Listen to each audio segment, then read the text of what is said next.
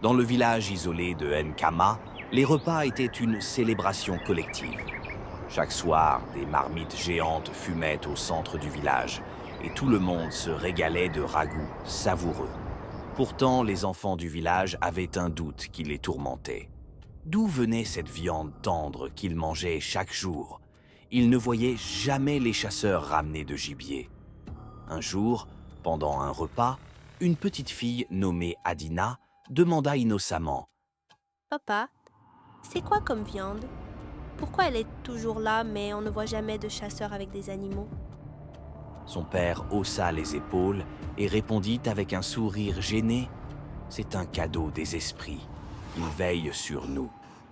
Les autres enfants, intrigués, se mirent aussi à poser des questions. Mais pourquoi on ne chasse pas comme les villages voisins? Les esprits, ils chassent quoi pour nous? Les animaux?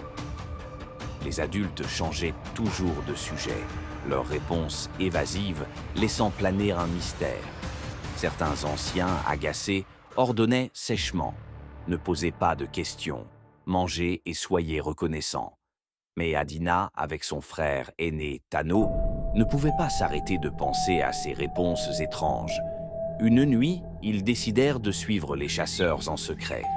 En traversant la brousse, ils découvrirent une vérité terrifiante.